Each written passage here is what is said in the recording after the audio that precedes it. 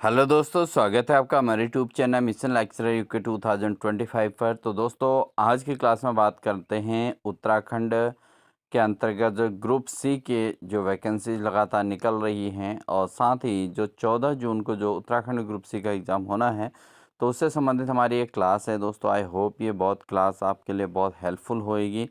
और साथ ही दोस्तों, जो भी अभ्यर्थी अभी भी इस चैनल पर नए हो, चैनल को सब्सक्राइब करें, साथ ही बेल आइकन दबाकर ऑल नोटिफिकेशन ऑन करें, क्योंकि आपके प्रिपरेशन में इसी प्रकार के क्लासेस आपको मददगार हमारी ओर से देखने को मिलने वाली हैं। तो लगातार अपनी क्लासेस पर बने रहें, इसके लिए आप चैनल को ज्वाइन सेक्शन में जाके आप ज़रूर मेंबरशिप ज्वाइन कर लीजिएगा। तो बिना देरी किए हुए आज की क्लास को हम स्टार्ट कर रहे हैं दोस्तों, और लेते हैं पहला क्वेश्चन। तो दोस्तों, हमारा क्वेश्चन है, प्रथम टिहरी सांसद कौन चुनी गई थी? तो दोस्तों, जो उत्तराखंड की जो प्रथम टिहरी सांसद के तौर पर चुनी गई थी, वो थी राजमाता कमलेंदु शाह। तो राजमाता कमलेंदु शाह को दोस्तों प्रथम टिहरी सांसद के रूप में चुना गया था। अगला प्रश्न है, कमलेंदुमती शाह को किस वर्ष समाज सेवा के लिए पद्म विभूषण मिला है? तो कौन सा सन जिसमें कमलेंदुमती शाह को समाज सेवा के लिए पद्म विभूषण मिला था, वो मिला था 1958 में। 1958 में दोस्तों कमलेंदुमती शाह को समाज सेवा के लिए पद्म विभूषण से सम्मानित किया गया था। बहुत इंपॉर्टेंट प्रश्न है दोस्तों, इसलिए इनको बिल्कुल भी स्किप ना करें। नेक्स्ट है, गणराज्य का सर्वोच्च मंत्री क्या कहलाता था? तो गणराज्य का जो सर्वोच्च मंत्री है, मंत्री होता था, उसको क्या कहा जाता था? उसको कहा जाता दोस्तों मुख्तार। क्या कहा जाता? मुख्तार। ठीक है, तो ये मेन इसमें देखने को मिल रहा है। तो 3 क्वेश्चन यहाँ पर तैयार हो जाते हैं दोस्तों। पहला है, प्रथम टिहरी सांसद कौन चुनी गई थी? राजमाता कमलेंदुमती शाह। नेक्स्ट है, कमलेंदुमती शाह को किस वर्ष पद्म विभूषण मिला था? वो मिला था 1958 में। ठीक है, तो ये दूसरा क्वेश्चन हो गया अच्छा खासा। और थर्ड क्वेश्चन है, गणराज्य का सर्वोच्च मंत्री क्या कहलाता था? तो गणराज्य का जो सर्वोच्च मंत्री होता था दोस्तों, उसको कहा जाता था मुख्तार। क्या नाम दिया गया था? मुख्तार नाम दिया गया था दोस्तों। अगला क्वेश्चन है, गढ़वाल नरेशों के प्रशासन में संदेशवाहक को कहा जाता था। तो गढ़ नरेशों के प्रशासन में जो संदेशवाहक होते थे, उनको क्या कहा जाता था? तो गढ़ नरेशों के प्रशासन में संदेशवाहक को कहा जाता था दोस्तों चणू। क्या कहा जाता था? चणू कहा जाता था, जो संदेशों को इधर उधर आदान प्रदान करते थे। अगला प्रश्न है दोस्तों, पंवार शासक कृषि उपज का 1/3 कर के रूप में लेते थे, जिसे कहा जाता था। तो जो पंवार शासक हुआ करते थे, वो कृषि की उपज का 1/3 जो कर के रूप में ले लेते थे, उसको क्या कहा जाता था? तो ये बहुत आसान सा हो जाएगा दोस्तों, इसको कहा जाता था तिहाड़। ठीक है, जो 1/3 भाग कर के रूप में लिया जाता था, उसको क्या कहा जाता था? उसको कहा जाता था तिहाड़ कहा जाता था दोस्तों। इसको जरूर याद कर लीजिएगा। अगला प्रश्न है, लंगड़ी किरण किसकी रचना है? तो बहुत अच्छा क्वेश्चन है, लंगड़ी किरण किसकी रचना है? तो लंगड़ी किरण दोस्तों है लीलाधर जगूड़ी की रचना। तो इम्पोर्टेंट क्वेश्चन भी है, इसको आप ज़रूर नोट कर लीजिएगा कि लंगड़ी किरण किसकी रचना है। यह है दोस्तों लीलाधर जगूड़ी की रचना है लंगड़ी किरण। अगला प्रश्न है दोस्तों, रुक्मणी हरण नामक प्रसिद्ध चित्रकार किस चित्रकार से संबंधित है? तो दोस्तों, जो रुक्मणी हरण नामक जो प्रसिद्ध चित्रकार हैं, वो किस चित्रकार से संबंधित हैं दोस्तों? वह हैं चैतू। रुक्मणी हरण जो चित्रकार हैं, वो चैतू से संबंधित हैं दोस्तों। अगला है, स्वामी विवेकानंद आश्रम किस ताल पर स्थित है? तो जो स्वामी विवेकानंद आश्रम है, वो कौन से ताल पर बना हुआ है दोस्तों? ये बना हुआ है दोस्तों, स्वामी विवेकानंद जो आश्रम है, वह है चंपावत में। और कौन से ताल के नज़दीक बना है? ये बना है श्यामला ताल के पास। ठीक है, तो श्यामला ताल चंपावत में है, और स्वामी विवेकानंद आश्रम भी चंपावत के श्यामला ताल के समीप बना हुआ है। अगला प्रश्न है दोस्तों, चारों धामों का हरिद्वार से दूरी के बढ़ते क्रम में बताइए। तो दोस्तों, क्योंकि उत्तराखंड के अंतर्गत सभी यात्री जो आते हैं, वो 4 धाम की यात्रा पाते हैं, और हरिद्वार से अधिकांश तो इनकी दूरियां मापी जाती हैं। तो अगर चारों धामों के हरिद्वार से दूरी का बढ़ता क्रम देखें तो सबसे कम दूरी पे यमुनोत्री है, उसके बाद केदारनाथ है, उसके बाद गंगोत्री है और उसके बाद बद्रीनाथ है। तो ये बढ़ता हुआ क्रम है दोस्तों, ठीक है, हरिद्वार से दूरी का बढ़ता क्रम है। तो यमुनोत्री सबसे नज़दीक, फिर केदारनाथ, फिर गंगोत्री, फिर बद्रीनाथ। तो ये चारों धामों का हरिद्वार से दूरी का बढ़ता क्रम है दोस्तों। अगला प्रश्न है, चारों धामों का समुद्र तल से ऊंचाई का बढ़ता क्रम क्या है। अब दोस्तों इसमें ध्यान रखेंगे कि चार जो धाम हैं उन चारों धामों का समुद्र तल से ऊंचाई पर वर्क करना है। अगर हम बात करें समुद्र तल से ऊंचाई की, तो सबसे कम ऊंचाई पर जो है गंगोत्री है, उसके बाद बद्रीनाथ है और उसके बाद यमुनोत्री है, फिर केदारनाथ है। ठीक है, तो सबसे कम ऊंचाई पर कौन है समुद्र तल से? गंगोत्री, फिर बद्रीनाथ, फिर यमुनोत्री, फिर केदारनाथ। तो ये इनका जो है समुद्र तल से ऊंचाई का बढ़ता क्रम है। तो ये इंपॉर्टेंट क्वेश्चन थे दोस्तों दोनों, क्योंकि कभी समुद्र तल से ऊंचाई की बात पूछ देता है और कभी कभी जो है ये दूरी पर आधारित भी बात करता है। तो अगर हम हरिद्वार से बात करें तो दूरी की, तो बद्रीनाथ सबसे दूर है, उससे कम गंगोत्री है, उससे कम केदारनाथ है और उससे कम यमुनोत्री है। ठीक है ना, तो ये इस तरीके से। और समुद्र तल से ऊंचाई की बात करें, सबसे ज़्यादा ऊंचाई पे केदारनाथ है दोस्तों, ठीक, इस चीज़ को आप ध्यान रखिएगा। अगला प्रश्न है दोस्तों, आत्मरक्षा कमेटी जिसके अध्यक्ष कृपाराम मिश्र थे, इसकी स्थापना कब हुई थी? तो जो आत्मरक्षा कमेटी है दोस्तों, जिसके अध्यक्ष कृपाराम मिश्र रहे थे, इसकी स्थापना कब हुई थी? इसकी स्थापना हुई थी दोस्तों 1942 में। जो आत्मरक्षा कमेटी की स्थापना हुई थी 1942 में हुई थी और इसके अध्यक्ष कौन थे? कृपाराम मिश्र थे दोस्तों, ठीक है। तो ये बहुत इम्पोर्टेंट है और 1942 में आत्मरक्षा कमेटी की स्थापना हुई थी दोस्तों, ठीक है, 1942 में। अगला प्रश्न है दोस्तों, वित्त वर्ष 2026-27 में बुजुर्गों के लिए समर्पित बजट की घोषणा करने वाला भारत का पहला राज्य कौन सा बन गया है? तो दोस्तों आपको उत्तराखंड के साथ साथ आपको कंबाइंड जीके जीएस का भी कॉम्बिनेशन यहाँ पर देखने को मिलेगा, ठीक है। तो इसलिए आप बिल्कुल भी स्किप ना करें और लगातार हमारी क्लासेस लेते रहें। तो उत्तराखंड के अंतर्गत जो भी कॉम्पिटिटिव एग्जाम है ग्रुप सी के अंतर्गत, उन सभी के लिए ये क्लास काफ़ी हेल्पफुल हो जाएगी, ठीक है। तो 2026-27 के लिए बुजुर्गों के लिए जो समर्पित बजट है उसकी घोषणा करने वाला भारत का पहला राज्य बना है दोस्तों केरल। केरल शिक्षा के क्षेत्र में बहुत आगे है दोस्तों, और यहाँ पर जो है जो भी इवेंट्स होते हैं, जो भी घटनाएं होती हैं, जो भी नई चीज़ें इम्प्लीमेंट होती हैं, बहुत जल्दी हो जाती हैं। और बुजुर्गों के लिए समर्पित ये बजट है, तो सबसे पहले इम्प्लीमेंट करने वाला भारत का राज्य बन गया केरल। अगला है दोस्तों, फरवरी 2026 में किस राज्य के पहले अंतरिक्ष केंद्र का उद्घाटन एक सरकारी स्कूल में किया गया है? तो फरवरी 2026 में कौन सा राज्य के पहले अंतरिक्ष केंद्र का उद्घाटन एक सरकारी स्कूल में किया गया है? तो अंतरिक्ष केंद्र का उद्घाटन जो किया गया है,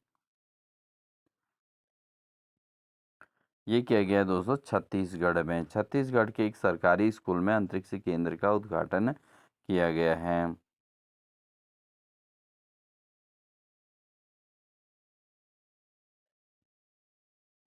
बढ़ेंगे दोस्तों अगले प्रश्न में। अगला प्रश्न है, सड़क निर्माण में व्यावसायिक स्तर पर बायो बिटुमेन का उत्पादन करने वाला दुनिया का पहला देश कौन सा बन गया है? तो सड़क के निर्माण में जो व्यावसायिक स्तर पर जो बायो बिटुमेन का उत्पादन करता है, उसमें दुनिया का पहला देश कौन सा बन गया दोस्तों? वो बन गया भारत। भारत को बायो बिटुमेन के उत्पादन में सबसे सर्वोच्च स्थान प्राप्त हो गया है। अगला प्रश्न है दोस्तों, जनवरी 2026 में मद्रास संगीत अकेडमी द्वारा संगीत क्लानिकस पुरस्कार 2025 में किसे सम्मानित किया गया है? तो दोस्तों संगीत के क्षेत्र में जो पुरस्कार सम्मानित किया गया है वो किसको किया गया है? आर के श्रीराम कुमार को। ये इम्पोर्टेंट प्रश्न है दोस्तों। संगीत कला के क्षेत्र में दोस्तों जो पुरस्कार मिला है वो आर के श्रीराम कुमार को प्राप्त हुआ है। अगला क्वेश्चन है दोस्तों, 4 से 14 वर्ष के बच्चों के लिए मूल्य आधारित शिक्षा कार्यक्रम, ठीक है, मूल्य आधारित शिक्षा कार्यक्रम जो है संस्कार शाला किस राज्य सरकार ने शुरू किया है? तो 4 से 14 वर्ष के बच्चों के लिए जो मूल्य आधारित शिक्षा कार्यक्रम संस्कार शाला है वो किस सरकार ने शुरू किया है? वो किया है दोस्तों असम ने। किसने किया है? असम ने 4 से 14 वर्ष के बच्चों के लिए मूल्य आधारित शिक्षा कार्यक्रम जिसका नाम है संस्कार शाला, इसके जो है शुरुआत की है असम ने। ठीक है, बढ़ते हैं अगले प्रश्न की ओर। अगला प्रश्न है, क्षणिकवाद का प्रतिपादन किया गया था। तो क्षणिकवाद का प्रतिपादन किया था, किसने किया था दोस्तों? क्षणिकवाद का प्रतिपादन किया था गौतम बुद्ध ने। गौतम बुद्ध ने दोस्तों क्षणिकवाद का प्रतिपादन किया था। अगला प्रश्न है, भारी उद्योगों को प्राथमिकता किस पंचवर्षीय योजना में दी गई है? तो जो भारी उद्योग हैं दोस्तों भारत के अंतर्गत, उन उद्योगों को प्राथमिकता किस पंचवर्षीय योजना में दी गई है? तो उद्योगों के निर्माण को लेकर द्वितीय पंचवर्षीय योजना में प्राथमिकता मिली थी दोस्तों। तो क्षणिकवाद का प्रतिपादक कौन है? गौतम बुद्ध हैं, बहुत इंपॉर्टेंट है।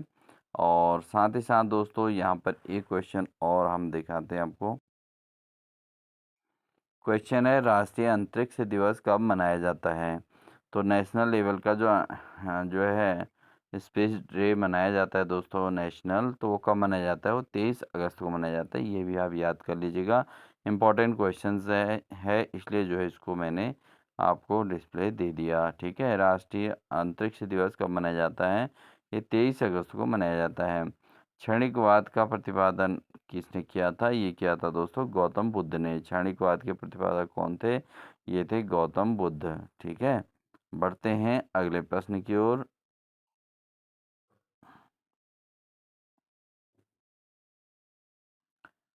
तो अरावली पर्वत श्रृंखला किस नदी प्रणाली से द्विविभाजित होती है?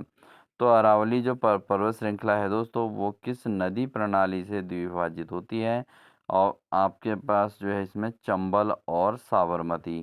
ठीक है दोस्तों, अरावली पर्वत श्रृंखला जो है वो चंबल और साबरमती से द्विविभाजित होती है।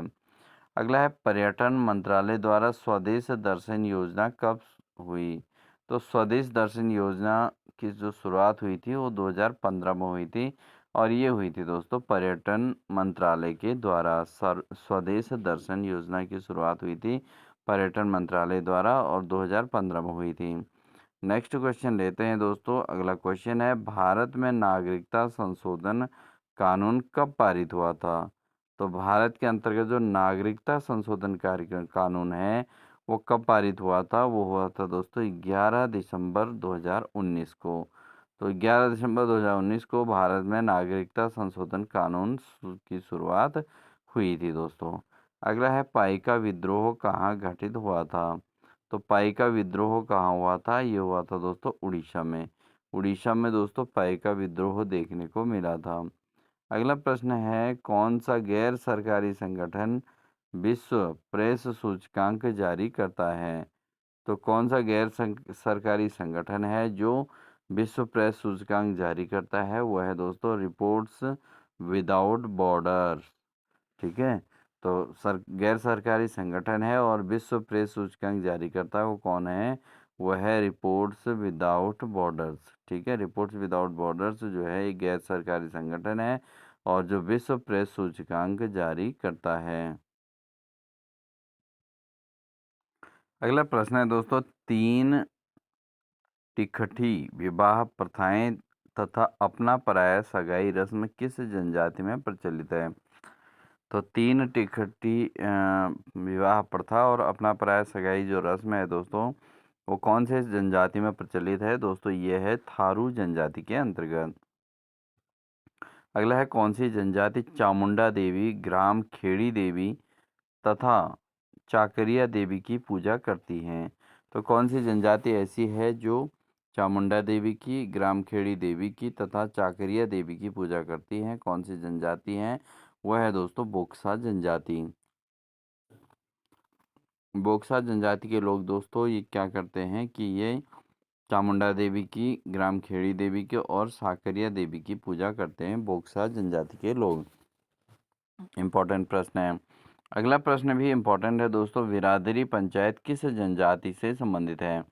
तो जो बिरादरी पंचायत है वो कौन सी जनजाति से संबंधित है? यह है दोस्तों बोक्सा जनजाति।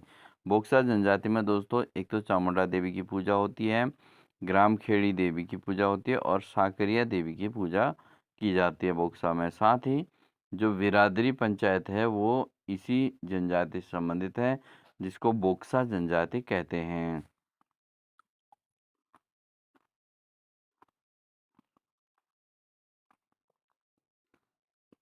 अगला दोस्तों क्वेश्चन है, होगण होगण ढलिया गोटरे व भोरो आदि किस जनजाति के त्योहार हैं? दोस्तों होगण ढलिया गोटरे व मोरो जो जनजाति हैं, कौन से जनजाति के त्योहार हैं? दोस्तों यह हैं बोक्सा जनजाति के त्योहार। अगला प्रश्न है, कोटद्वार नगर निगम की स्थापना कब हुई थी? तो कोटद्वार नगर निगम जो है इसकी स्थापना हुई थी 2017 में। ठीक है, ये भी इम्पोर्टेंट क्वेश्चन हो सकता है कि कोटद्वार नगर निगम की स्थापना कब हुई? ये हुई 2017 में कोटद्वार नगर निगम की स्थापना हुई है। अगला प्रश्न है, दुगड्डा में एकता सम्मेलन कब हुआ था? तो दुगड्डा में जो एकता सम्मेलन हुआ था वो कब हुआ था दोस्तों? ये हुआ था 1914 में। 1914 में दोस्तों दुगड्डा में एकता सम्मेलन की शुरुआत हुई थी। अगला प्रश्न है, अमन सभा की स्थापना कब हुई थी? तो अमन सभा जो बनी थी वो पौड़ी में हुई थी और इसकी स्थापना कब हुई थी? 1930 में इसकी स्थापना हुई थी पौड़ी के अंतर्गत। अगला प्रश्न है दोस्तों, राज्य के पहले जागर महाविद्यालय की स्थापना जयानंद भारती ने कहाँ की थी? तो राज्य की जो पहले जागर महाविद्यालय की जो स्थापना जयानंद भारती ने की थी वो की थी दोस्तों श्रीनगर में। कहाँ की थी? श्रीनगर में की थी। अगला है, माझी वन फूलों की घाट कहाँ है? तो ये नया है दोस्तों, आप इसको इम्पोर्टेंट समझ लीजिएगा। माझी वन फूलों की जो घाट है दोस्तों कहाँ है? ये है दोस्तों उत्तरकाशी में। ठीक है, और वैसे फूलों की घाटी कहाँ है? वो है चमोली में। तो अगर माझी वन फूलों की घाटी पूछा जाए तो उत्तरकाशी होगा, और अगर फूलों की घाटी आता है खाली, वो उसको कहाँ बोलते हैं? वो होता है चमोली में है दोस्तों।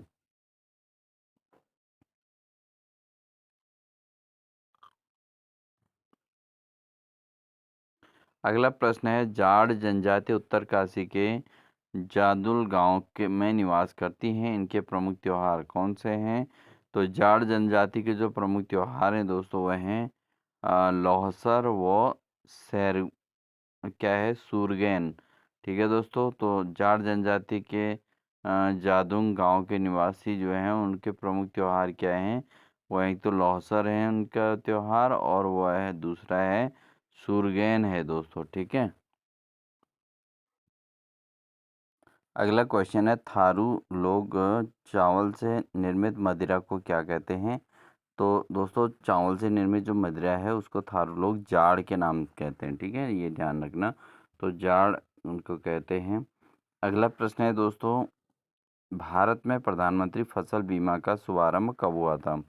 तो भारत में जो प्रधानमंत्री फसल बीमा का जो शुभारंभ हुआ था वो 2016 में किया गया था। ठीक है, इस चीज़ को ध्यान रखें। तो 2016 से भारत में प्रधानमंत्री फसल बीमा की शुरुआत हुई थी। अगला प्रश्न है, किस वेद में सभा व समिति को प्रजापति की दो पुत्रियां कहा जाता है? तो कौन सा वेद ऐसा है जिसमें सभा व सभापति को प्रजापति की दो पुत्रियां कहा जाता है? वो है दोस्तों अथर्ववेद। अथर्ववेद में दोस्तों सभा व समिति को प्रजापति की दो पुत्रियां कहा गया है।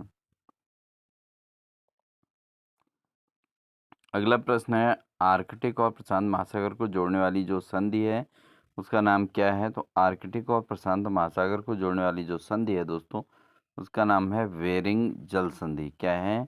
बेरिंग जल संधि के नाम से जाना जाता है आर्कटिक और प्रशांत महासागर को जोड़ने वाली जल संधि।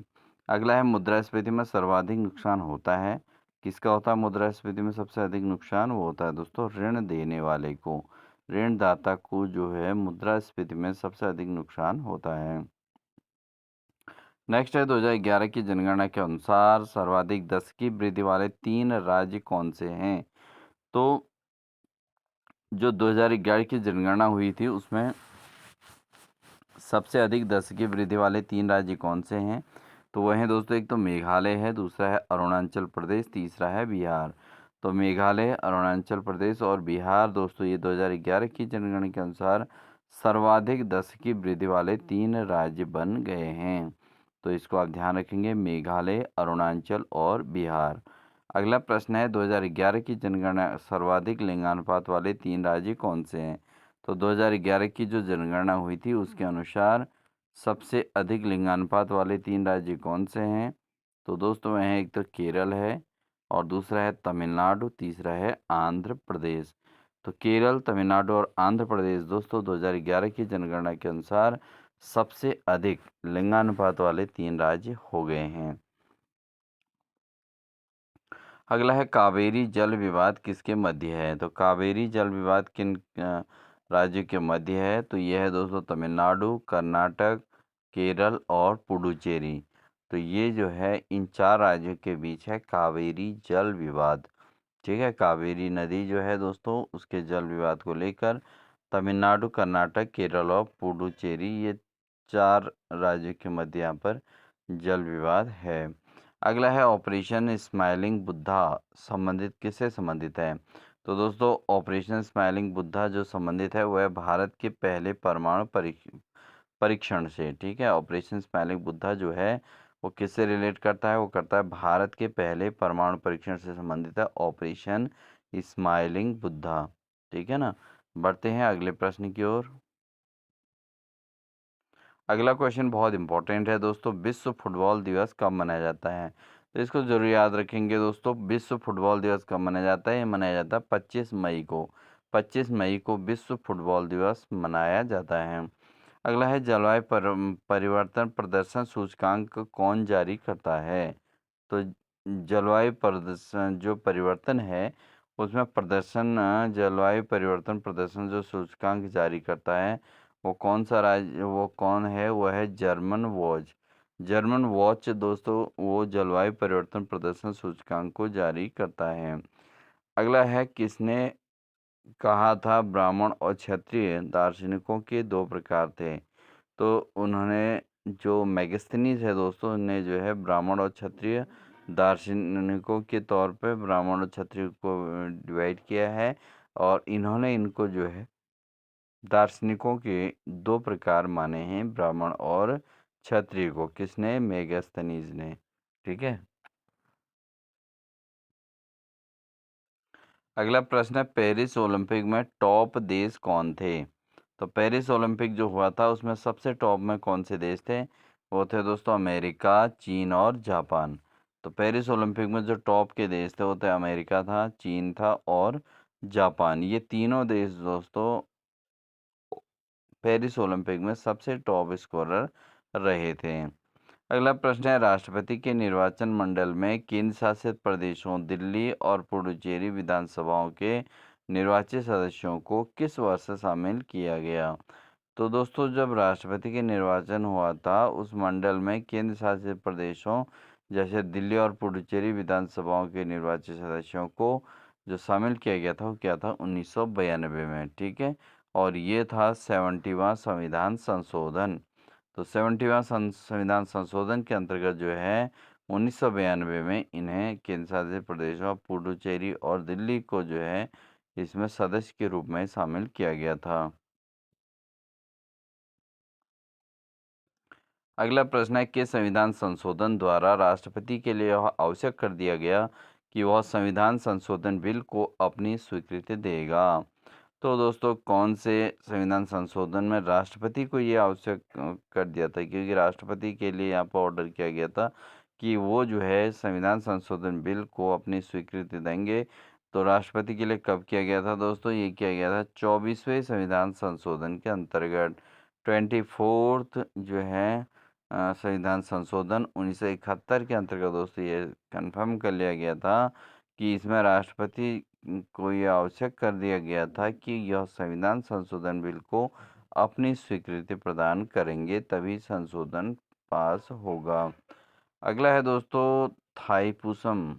थाईपुसम महोत्सव मनाया जाता है। अब दोस्तों ये थोड़ा इम्पोर्टेंट प्रश्न है। जो थाईपुसम जो महोत्सव है दोस्तों वो कहाँ मनाया जाता है? ये मनाया जाता है तमिलनाडु में। कहाँ? तमिलनाडु में दोस्तों थाईपुसम महोत्सव मनाया जाता है। अगला प्रश्न है मकरविलक्कू और अट्टूकल पोंगल त्योहार किस राज्य का त्योहार है? तो पोंगल जो त्योहार है दोस्तों वो तो आपका केरल का है। तो ये विलक्कू और अट्टूकल पोंगल जो त्योहार है वो कहाँ के हैं? ये केरल के त्योहार हैं दोस्तों। अगला है बुनकरों की हड्डियों से भारत की भूमि सफ़ेद हो गई, यह कथन किसने कहा था? तो बुनकरों की हड्डियों से भारत की भूमि सफ़ेद हो गई, ये जो कथन कहा गया था दोस्तों ये कहा गया था विलियम बेंटिक के द्वारा। विलियम बेंटिक ने दोस्तों बुनकरों को लेकर ये बात कही थी और कहा था कि जो बुनकर हैं उनकी हड्डियों से भारत की भूमि सफ़ेद हो गई है। यानी कि वो इतना वर्क करते हैं कि उसे जो है भारत को जो है काफ़ी उसकी भूमि सफ़ेद मानी गई है। तो ये कथन जो है विलियम बेंटिक ने कहा है। तो दोस्तों ये थी हमारी आज की क्लास जिसमें हमने टॉप 50 क्वेश्चंस पर चर्चा की।